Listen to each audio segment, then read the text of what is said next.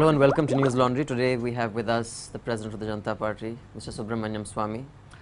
Sir, before we move on to the many other things we want to talk about, you were saying something about the economy, the mess the economy is in. Yes. You think it's similar to 91? Because you... It's not, it's a different kind. See, there the problem arose when I took over as Commerce Minister and senior most minister at that time. The problem was that when Rajiv Gandhi became Prime Minister, he couldn't dismantle the Soviet system, a Soviet model which we had adopted. So what he did was he opened it up by saying to the business community that you can import from abroad provided you take the money abroad, I mean in forms of loan. Now what these business people in this craze to get new machines and so on, because they had been denied all these years by the Soviet system, they took short-term loans and bought long gestation period machines, you see. So we ran out of money, I mean foreign exchange. And that was the crisis, and it was compounded by the Gulf War I and so on. So when we came, I thought that the first thing we ought to do is first of all get some money, which we got by essentially placating the Americans by allowing their planes to land for refueling in India. And they helped us get a big fat loan from the IMF in those days, $2 billion, a lot of money. Did Manmohan Singh have anything to do with No, no. Manmohan Singh was at that time a civil servant. He came in as advisor, economic advisor to our government. And Montague Singh was my Commerce Secretary. Considering you were on the same team, so to speak, how is it that you are so anti the government now? I mean, you were once working with the same people, weren't you? Well, not only I was a minister because Rajiv Gandhi extended support. And now Sonia Gandhi is your pet peeve. Then, yeah, so I must have found out something about Sonia Gandhi which makes me... Which I'll come to. I don't mind telling you what it is, but I don't know whether you'll be able to show it. No, I mean, it's on your website. You have yes, actually... Yes, that's right. I mean, some people would say it's, I mean, it's bizarre, the kind of claims. Well, I mean, and first of all, there are two things I have. They all one think is they are Supreme Courts. one, you have accused her of being a KGB agent. Yes, she has received money from KGB and she has worked for the KGB, yes. How come your website has been taken down by Kapil Sibal? It's on your website. Taken down? Taken down or not taken down? Yeah. How can he take it down? I'll go to court. So this is on your website. And that will give me more publicity. Right now, they have managed to see that all the standard, the usual media doesn't utter a word of all this. Can you prove this? Prove what? To you? The claims. No, as in court. I mean, like, let's say they will shut you down. I went to the court. Oh yeah, if I go to court, I don't have to prove this. There I will have to show that it's my fundamental rights has been taken over. And I haven't said anything which will disturb public order. But did I prove on her KGB? I went to court. I filed in Delhi High Court in the year 2000. The Delhi High Court issued notice to the CBI, go and find out. CBI went to Moscow, and if you interview Jaswant Singh, he will tell you that he too wrote a letter to the Russians. And the Russians said, yes, we can give you the original, the documentation, but you must get a letter rogatory. If you think there is... Wait a minute, I'm not completed. So, if you get a letter rogatory, so the CBI came and reported to the court that to get a letter rogatory from an Indian court to be given to a Russian court, you need an FIR to be registered. So, we will take instructions from the government. But the Vajpayee government refused to register an FIR. Why is that? You ask the Vajpayee government, don't ask me. Okay, why do you think the media doesn't take this up? I mean, you have criticized, just a second, you've criticized the media on several counts on they don't take up, some of the major issues. Since we are primarily media critique website, why is it that the media won't take this up? They are all vulnerable to predators in the government. They have many things to hide. Some of your editors have disproportionate assets which they can't explain away. They have large number of houses which they couldn't have bought on their salaries. Some of them want junkets from the government. Some of them want scoops from the government. It's a variety of reasons. Some people run their television companies has done a lot of cutting corners. I know one television company which is involved in the 2G matter, and they are sitting on a cat on a hot tin roof.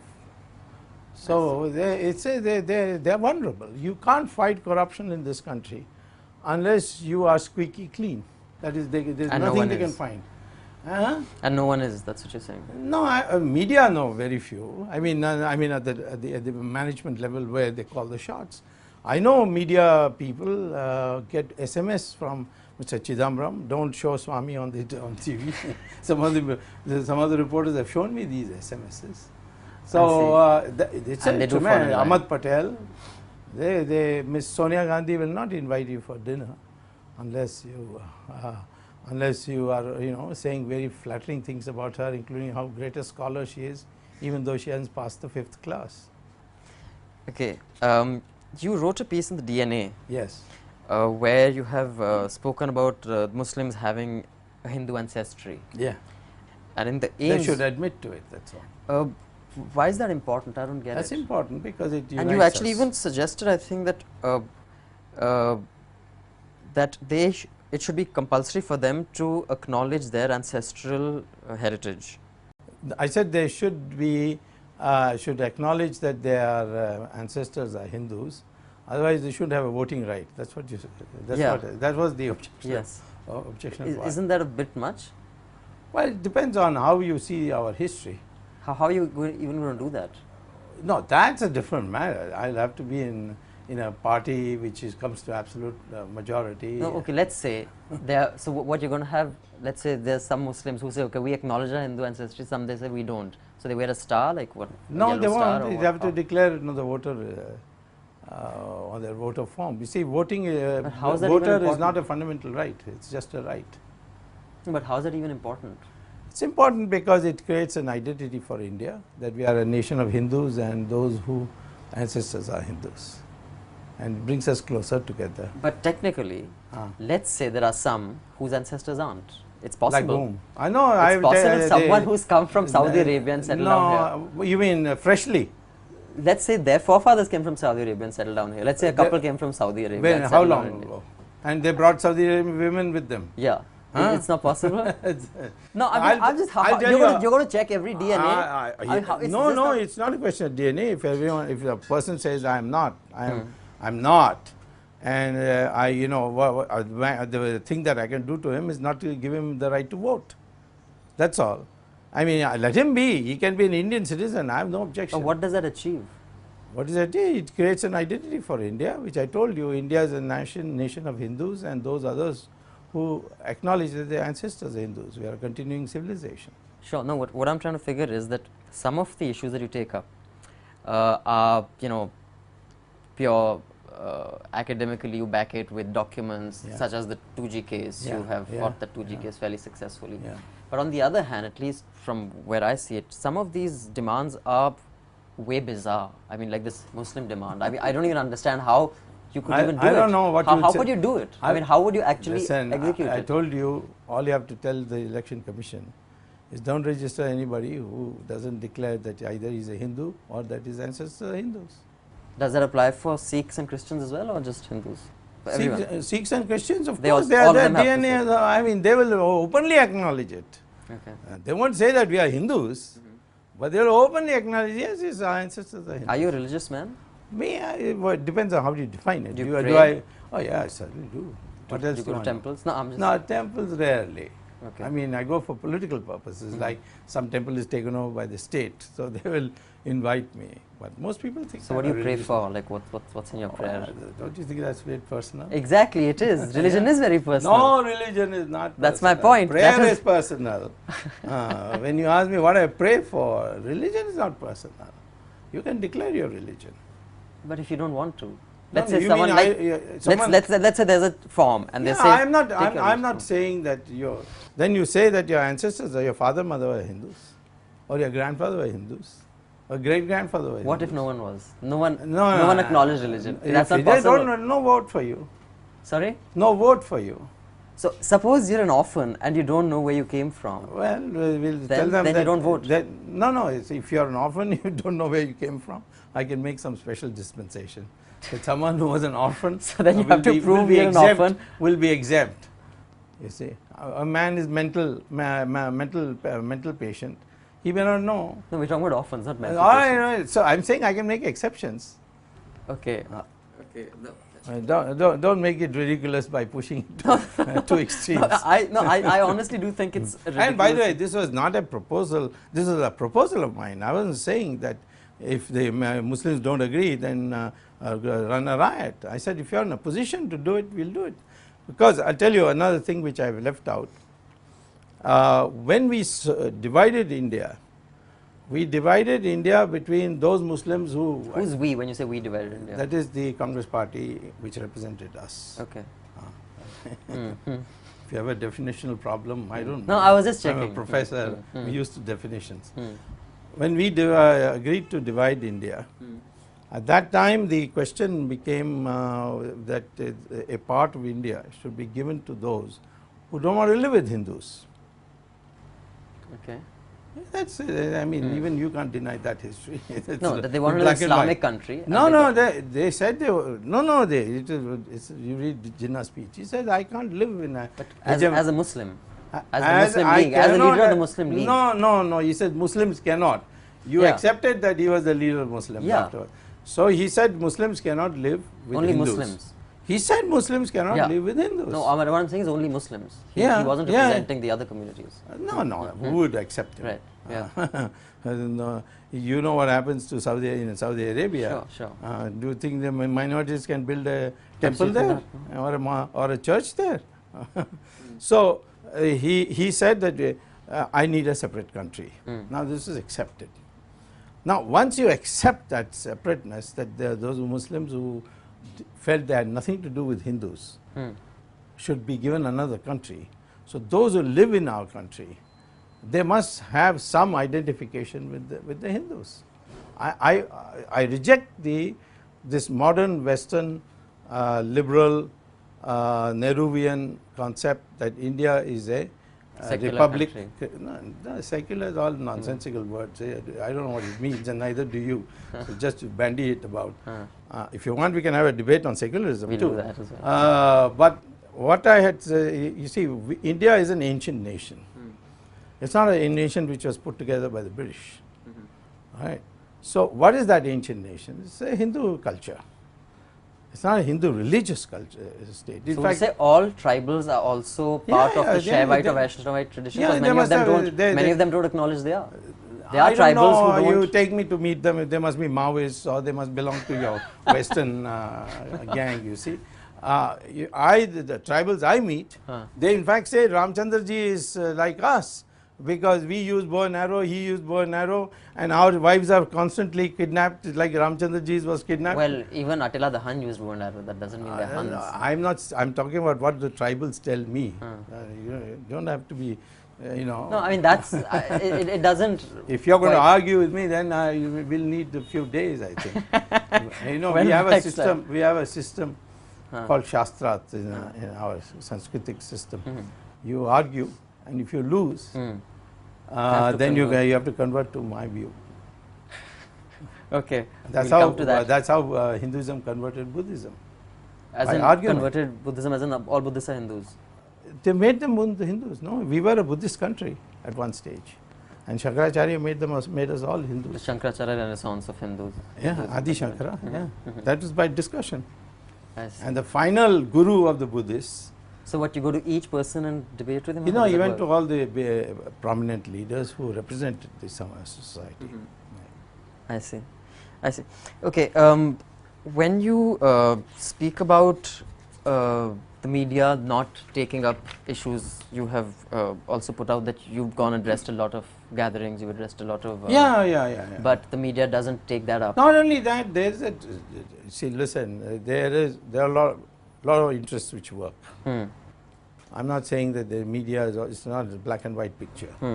There are a lot of interests at work. The businessmen are there. Supposing there's a corrupt businessman whom I'm exposing, and he's very powerful, say like the Ambanis. Then what he does is he ensures that his influence in the media, some of the media... Have you tried to take on the Ambanis in any case? I have. You're a kid, you don't know what all has happened in this. In what year? 2000. Okay. I went to court and I also got them, prevented them from being listed in the New York Stock Exchange. And why was that? Because their disclosure standards are not international. I see. And the board of directors of stock market, New York Stock Exchange, and invited me for a luncheon meeting where I made out this case. Now, when you say the IPL should be stopped, so I am saying that these businessmen, they try to paint have a picture influence. that no, there's nobody with him. Of course, there are others also. Congress Party, particularly now, would like to make out I'm a loner. I say bizarre things which you also recycle. No, some. No, like I qualified. Some of the stuff is I personally, if you don't I understand don't something, think, you say bizarre. I said I don't think it is possible to make every person in this country say that yes, this is my ancestry. Like you said, there may be orphans, there may be people who that is I your mean, you opinion. can't possibly. I was told that nobody will give up socialism in a poor country like India. People gave it up willingly. I was told that democracy is not something that the people of India care for. In the emergency when I was fighting, I don't know you. I don't know whether you were born in '77. I was 2 years old. Yeah, all right. You didn't know anything about what's going on. And it was I who was one of the fighters. In fact, I was the fighter at that time. And the people voted for democracy. Sure, but at the same time, what I'm saying is a person who has said 3 things that are correct doesn't mean everything the person I'm not said saying is that I'm infallible. Listen, don't be so I'm smart, just saying. Alex. I'm just saying that you're saying I was only talking about. I am only telling it's not you possible. that you could be wrong too. Sure. You can't be judgmental on this matter and say that this is bizarre. Well, it may be bizarre to you, but one of these days you may yourself turn around like many people have turned around. Today, I would say, large members, I would say 70–80% of this country thinks that what I'm saying is correct on every issue, Hindutva issue, of course, corruption issue. On every issue I speak on, I can tell you this is the impression I get. So we'll see. Another thing that I want to speak about is your economic fix for present. Yeah. You're saying it's very different from 91. Today the problem is different. It's a bankruptcy of the government. The government has, the problem has arisen because there is a diarchy today. By that I mean the 2 centers of power. One is headed by Ms. Sonia Gandhi, who is primarily interested in populist measures. And the other is Mr. Prime Minister, with the office of the Prime Minister, which he is not able to exercise and overrule the views of a body which has really no constitutional status. It's a statutory body. Mr. Manmohan Singh is not able to do anything which in his if he had a good boss he would do, which he did when Narasimha Rao was his boss. So he works well under a good boss. Yeah, under a enlightened boss. So he's not leader material. It's not a question of leader. He's just doesn't have a spine, and you need spine to be a man who will bring about change. You can be a leader. There are a lot of leaders whom I have a very poor opinion about, like Jawaharlal Nehru. I think Manmohan Singh was better than Jawaharlal Nehru, but that's a different matter. I don't want to go into those comparisons at this stage. If I were today asked to produce a package, the step 1 would be abolition of income tax. I see. And to compensate for that, I would cancel all the licenses given for coal and auction them. And for every resource. And of course, ultimately that. See, so today, and then you see, if you bring out an ordinance nationalizing all the bank accounts of Indian citizens in secret banking areas, there are about 70 of them or 77 of them, and say that anyone who can prove that his account is legitimate and the money is legitimate will defreeze it and give it back.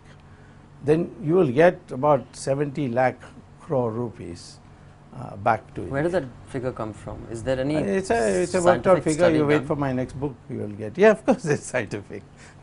We are economists who have been trained in mathematics. Because Ramdev came with a figure of. Ramdev, I don't know who he is. He didn't take it from me. Okay. I mean, I'm his I was friend. just wondering where these figures are. No, 70 lakh crores is my estimate. I see. Okay. And it's he's a friend of yours, Swami Ramdev? Very, very close friend, good friend. You have in closing, I'll just ask, full disclosure, I'm a sympathizer of Team Anna and a member of Team Anna. Oh, those Naxalites. I can see from your beard and your long hair. Just because I have a beard and long hair, that means I'm a Naxalite? Is that no, it's a necessary condition, not sufficient condition. Maybe I just don't like blades. As I told you, there's a necessary condition, not sufficient condition. You know the difference? Prashant Bhushan doesn't have a beard. Prashant Bhushan doesn't have a beard, no, he's a Naxalite, definitely. Okay, but why is this complete disdain that they're all Naxalites? I mean, that's an extremist position to have. It's a mutual. They have complete disdain for politicians, I have complete disdain for them. They don't have complete disdain for politicians. Oh, they do, by the way. Kejriwal, everywhere he speaks against me. No. Because there's so much pressure. Yeah. Okay. Because you are not there when the decisions are being made. No, but he's never come in public and said anything against you. Oh yeah, he has not said anything against me in public, of course. That's the Naxalite style. You see, it's all clandestine. All Team Anna is Naxalite. Certainly, Kiran Bedi is not. I would consider Manish Sisodia, is it? Yes. He is a Naxalite. I see. Yeah. And Naxalite means just disruptionist, you see. All this business of that unless you have a new law, nothing can happen. I've proved that is false. Raja's out, you know that, right? So what? He's not out, he's on bail. There is something called bail in democracy. Have you heard of it? Of course. Naturally, being Naxalite, it doesn't come spontaneously to you, see.